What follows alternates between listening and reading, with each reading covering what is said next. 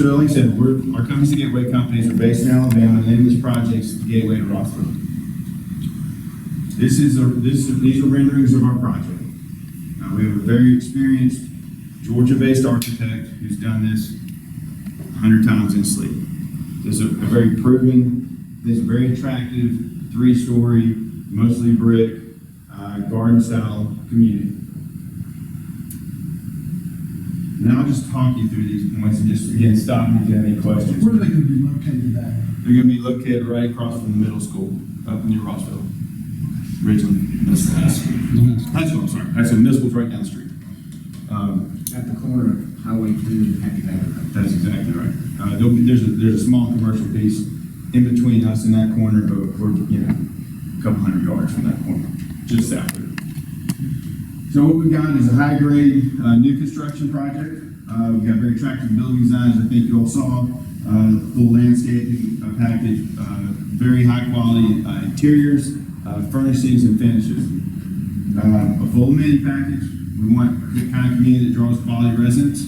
So that means we'll have a nice clubhouse with a fitness center, computer room, swimming pool, offices, meeting space for our residents if they want to have some kind of gathering on site.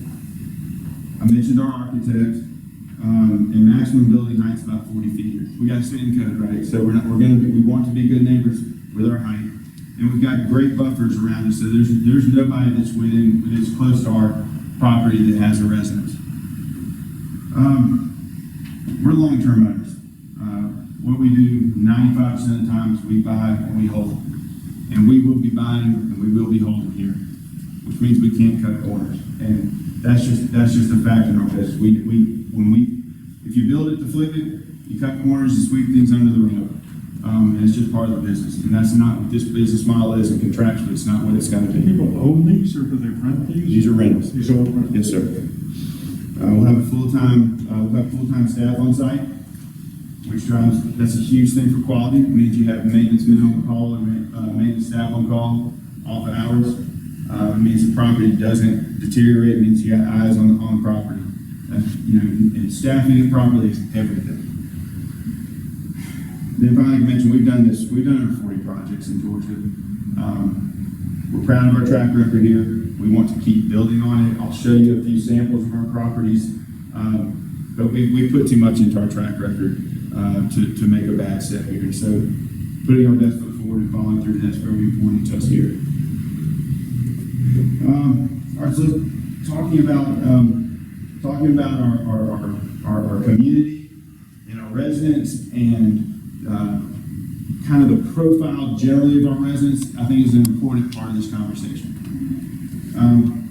There's an acute workforce housing. This is a workforce housing investment in this community, and I don't think you need me to tell you there's a shortage for workforce housing here, and we see that pretty much across the South. Our residents pay 100% of their rent. They pass credit checks, they pass background checks. They don't get a free pass. If they don't have W-2s and tax slips and bank statements, or at least a grandmother who does, who's going to co-sign for them, they can't rent with us. So this is no subsidized housing. Correct. If they're renting, I'll get into those rents in a second. If they're their 2-bedroom rent is $910 a month, they're coming up with it. The target resident for this community is around kind of low $30,000 per year, and that's really important too, because I think sometimes there's some confusion about what the earnings are, if there are earnings. Our residents are and that's to us a very important part of the workforce clientele. I think that's going to be some of the employees that work for the Macklemore. But that encompasses healthcare, encompasses education, it encompasses public safety, manufacturing. Those are important parts of our community. So to give you a sense of the rents, our estimated monthly rents, these are documented, these are backed up. When I say estimated, I mean like $5 or $10 off. For a 1-bedroom, $760 a month. 2-bedroom, $910 a month. Yeah, 3-bedroom, we don't have a lot of 3-bedrooms, but we do offer, if you need some kind of mix with our units, $1,050 a month. When you were speaking about the salary range of the rest, is there a cap or is there anything that's keeping one from that? There is a cap. There is. What would that be? That's gonna be, like on a 2-bed, that's probably gonna be like $38,000 or $39,000 a year. It's a formula that drives that. When I say that, I'm like, I'm in like a few percent off either way. So I'm confused, are you guys getting like a supplement some other way for developing this? Yeah, If you're keeping people out, then you've got to be getting money somewhere to. Sure. No, that's a fair question. Fair question. I get this question a lot. And so the important distinction is how's that funding come in? It does not come in through the resident. The resident pays their whole load. They have to be having that W-2. So this goes back to the Reagan Tax Act of 1986 industry, and it's a very it's one of the most bipartisan issues there are in our country. And this was something that came from around Reagan's Tax Act. And so the way this works is because there's this housing shortage for working people, the tax credits are generated at the federal level. And then Georgia has a state credit. Again, it's not come out of this county. It's from the state. It's already allocated. And Georgia's got one of the most successful programs in the country for meeting that workforce housing need. So it comes from driving down the cost of the project, not by paying for the residents. I'm so confused as to so I've read some stuff, obviously, if you know anything about what's going on, some people said that Section 8 housing, that's why you came forward, I'm sure, to begin with. So then, we're saying 38,000 household income or per 2-bedroom, yeah. Okay, so we're looking at Maybe. $800, $900, is that what it is for 2-bedroom? Yes. With $38,000 income. I don't know about figure folks that maybe they are, but I mean, that seems. So usually that's going to be a single earner.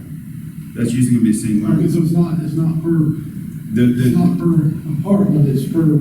That's correct. Okay. That's correct. That's usually going to be a single earner.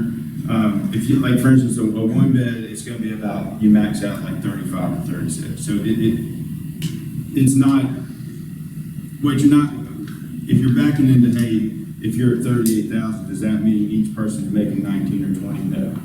This is primarily a single earner for that. So if you had a couple, one of them could be making 32,000 a year, and then the other one, husband or wife could be making 50,000. So I'm not an expert on single-family residential in Walker County. I'm not going to pretend to be, but in our experience, just again, because we do this a lot in Georgia and Alabama and South Carolina, and places like that, the most acute part of the housing shortage is not for a family that's bringing home $82,000 a year. It's for a family that's bringing home $35,000 or $40,000. And I get the question about Section 8 all the time. That's dead on the question. These are two independent programs. But again, I want you to do your presentation, but Sure. what it sounds like is we're going to be drawing people that are looking for housing that's going to be lower level housing. So we're going to be drawing those to our community. No, so fair question, because what does that mean? What we normally see with that, when these communities open, they're not moving from out of town. Where they tend to come from, they tend to come from a slum. They tend to come from a really beat down trailer. They tend to come from living, overpacked in a house. We expect this to support mostly Walker County. This is not like, again, when you're talking about what draws Section 8, what draws tax credits, those are two totally different conversations. Again, this is W-2 housing.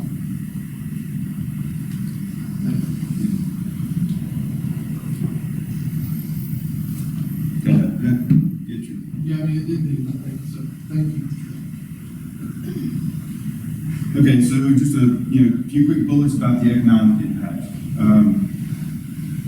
So we talked about property taxes. We're paying our full boat. We're going to be assessed like any other residential property.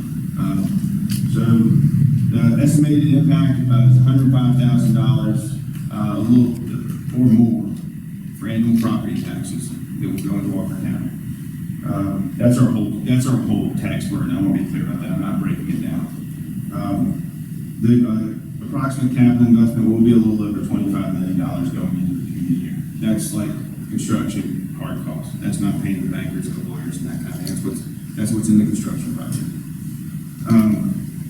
Sales tax revenue from construction, we conservatively estimate there to be about $500,000 in sales tax revenue. We'll have permit tap fees we have to pay. We expect that to be over $200,000 easily. And then we'll have about 150 to 200 direct and indirect construction jobs. But you're going to have, if you're involved in schools, you're going to have children involved in this and families. Is this going to add to the school burden, or is this going to be people within the county that are already utilizing school facilities? Yeah, so, I don't, again, I don't want to sit here and predict where they're coming from, because there's no way I can do that. But just going off of what traditionally happens, these are drawing people who are already here. They're not moving to this product. They're not moving into the county for this. Like I said, I don't think it's the kind of thing where we're adding people who weren't here because it just normally doesn't work that way.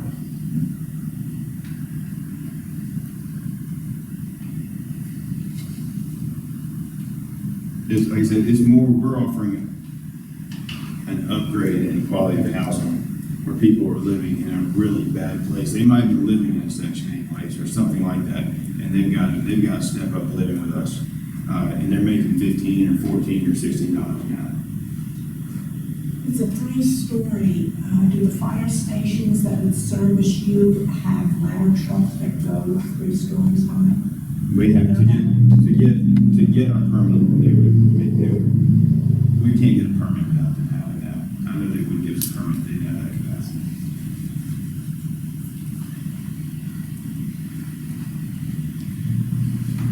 All right, continuing on, just a little bit about our company. Again, Gateway Companies. We were founded over 35 years ago in Florence. Alan Rappoon's our founder.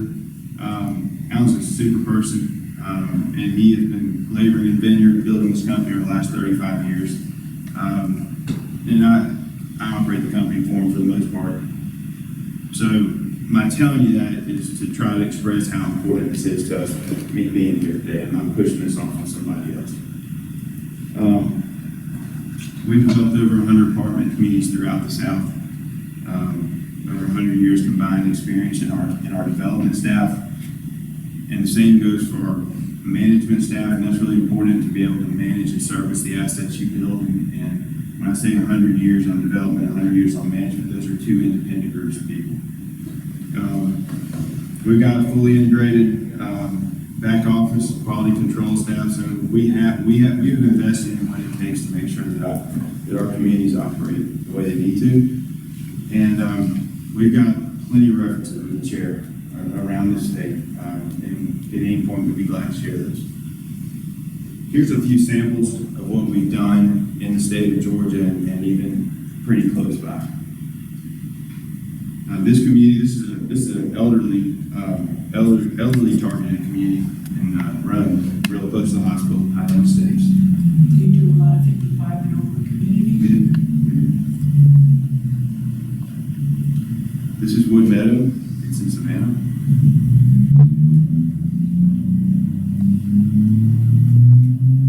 This is Tranquility Griffin.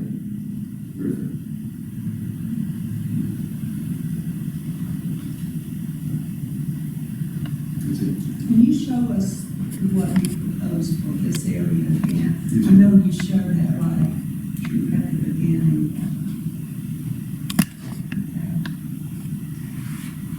Thank you. I know this is kind of hard to see, so if anyone else wanted to go back to anything I ran through. Well, if anyone has any questions, I'll be happy to talk to you. Well, I mean, we'll appreciate that we put up here, or at least put my mind at ease that it's not section 8 housing. No, 100% not section 8. We do not develop section 8 housing. Will they, the staff, will there be security? Or you, sheriff's department? Well, we'll certainly depend on sheriff's department. If we thought we were gonna have a security issue here, we probably wouldn't be building it. We kind of have what we call no zones or gunway zones, and so we don't anticipate having an issue.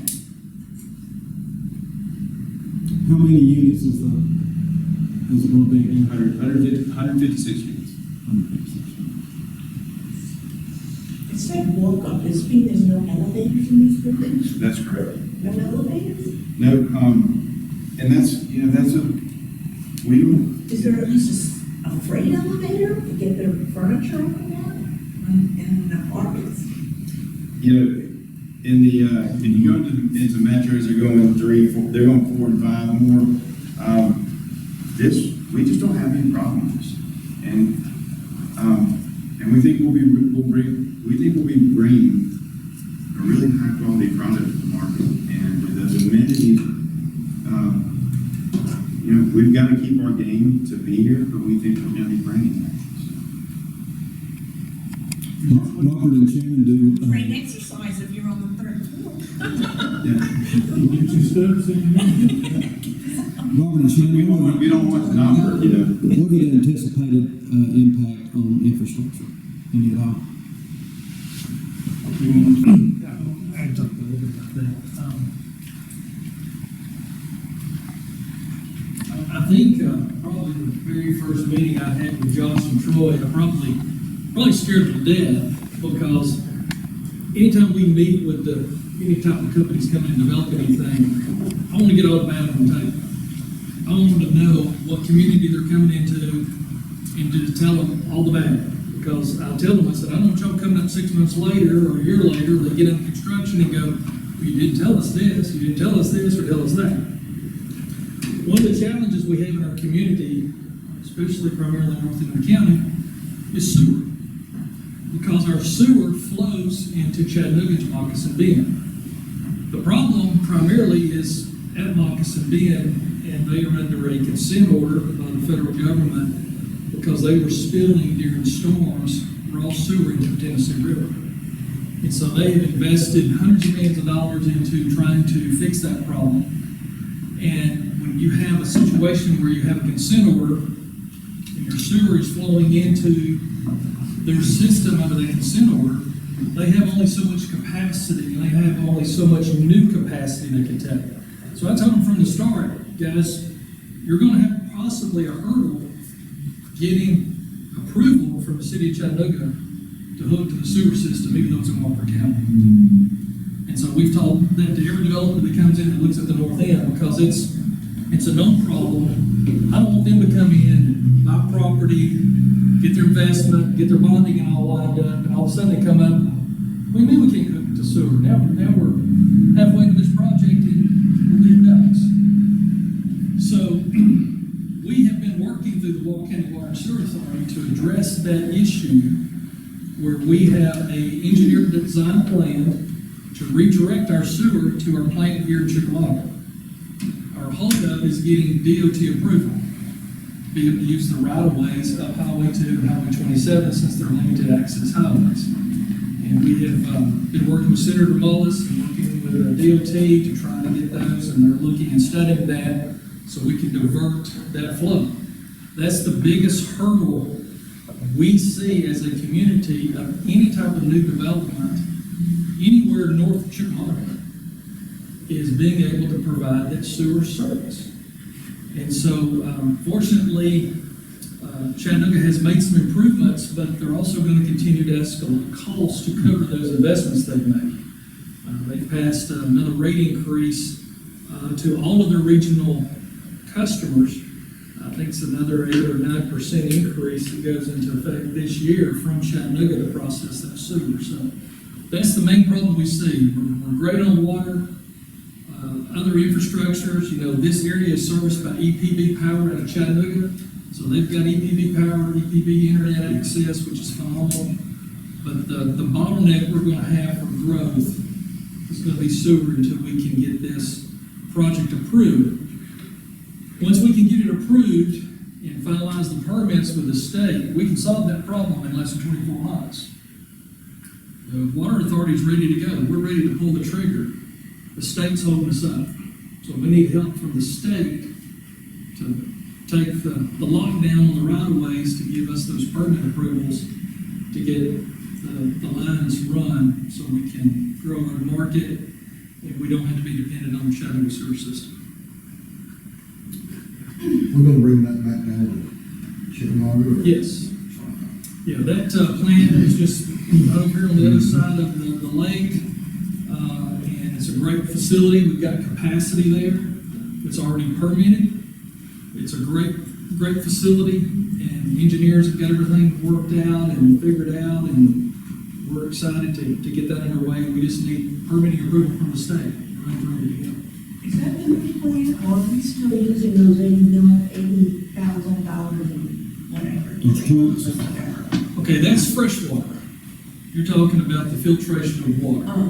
Are we still using? We still are using those trailers. The board has now entered into a contract arrangement with the filtration company to build a new plant, which will be built right here next to the old one. And that will be completed in the fourth quarter of 2023. And we'll be able to produce up to 12 million gallons of water a day and have the capacity to expand by adding one filter train up to 15 million gallons a day. Darn, we've been running those trailers now for what, 4 years? 4 years and 1 month.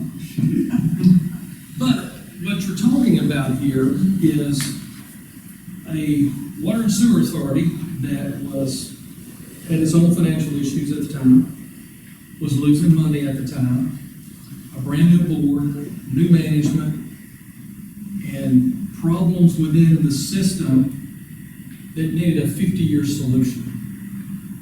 So we said, let's take a deep breath, let's study this, let's look at this, look at different options, have different engineering approaches to this to come up with the best solution and not rush. You know, renting trailers, it's kind of like when you're starting out young and you rent an apartment, you feel like you're throwing your money away. No, you still have a place to lay your head at night and live and sleep. These trailers have provided value for us because we've been able to filter 2 million gallons of water a day, every day, so everybody doesn't have to boil water.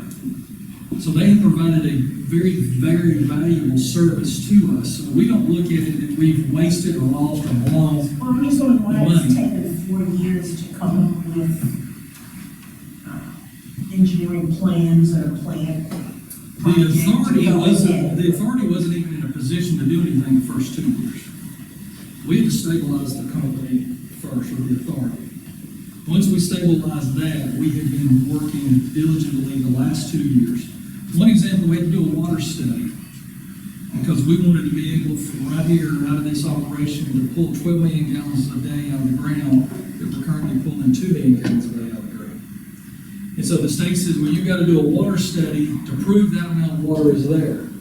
So in November of 2019, we commissioned with a engineering firm that specializes in that. And they come out to do a 45-day drawdown process.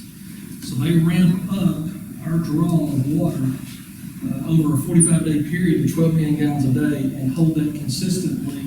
Well, they ramp up the first 15 days, and the last 30 days, you hold that every day for 30 days at 12 million gallons a day. You measure your rainfall, you measure how much the lake drops, you measure how much the aquifer drops, and you make sure there's not any sinkholes or any detriments to the environment. Then once you stop that, you see how much you've dropped the water table. What the state wants to know is how quickly that water table come back up, how quickly you recover in your water table. You've got to hit at least a 36-hour recovery. We dropped about 6.5, 7 foot in the water table. So it took us 30 days, plus the 15-day ramp up. It took us 30 days to drop, call it 7 foot. We have to recover in 36 hours to meet the state standards. We recovered in less than an hour. That's how much water's here. So we have a well field down in Kingsington, we have a well field over here at the Coke Ovens, and we have a well field right here on Lee Clarkson. We're gonna start producing all of that water out of this facility, so everything that goes out to all 11,000 customers is filtered water. Today it's not, nor has it ever been. We're doing flash fluoridating now. Yeah, they're doing chlorinating in Kingsington and over here, but the problem is our ground's changing, the aquifers are changing. We have a lot of earthquakes, a lot of tremors. So that affects, and that's what happened to us here, is that you got E. coli into the water because something penetrated into the aquifer. So we want to be able to have the production as double what we're currently doing today. Our total demand is about 6 million gallons a day, currently out of 3 well fields. We will open this plant day one with a capacity to do 12 million gallons a day. To be able to handle future growth and development, both residential and commercial both, and to be able to supply water even to other parts of our community that we don't currently provide. Walker County Water and Sewer Authority has 11,000 customers, and it's one of 10 water systems in Walker County. It takes 10 water companies now, and we still got people on wells. So we're trying to think ahead and think for the future. So yeah, we felt like that a 3 or 4 year period of time of shoring up our operation, getting the house in order, building a plan, studying that, doing the water study, because that all takes permitting process and everything with the state. We felt like that is just really a short amount of time when you're building a water facility to carry you 50 years. When you have to stop and think about, what are we going to do here so it lasts 50 years? And what size does that need to be? And how does that need to be constructed? So that's why we're trying to think long term. Do you have any long-term agreement with Chickamauga to pay the sewage? In other words, what if they call you up next week and say, hey, we're going to cut you off? Yeah, there was a long-term agreement that was signed in 2016, and I think it's 25 or 30 years. What we want to be able to do is take that capacity off of them, and they want us to take that because that's going to give them more capacity to grow into the Chattanooga market. So they're excited that we're going to take our capacity off of that. And that includes the water we're getting from them? No, we're not getting water from them. No water. We're getting water out of the ground right here below us. Okay. 100% here in Walker County. Yes, 100% of our water comes from within Walker County. Very good, thank you. Thank you. I just had a question. This is 156 units. Is that a full build, or is this a staged build? Are we building additional? This is a one-phase project. It's one phase. Yes, sir.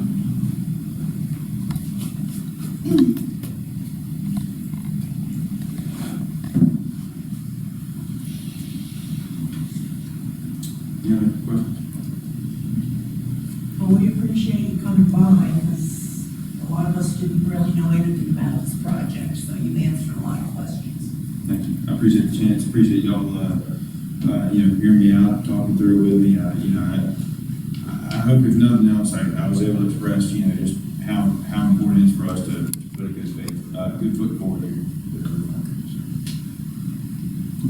Thank you. Thank you so much. Thank you.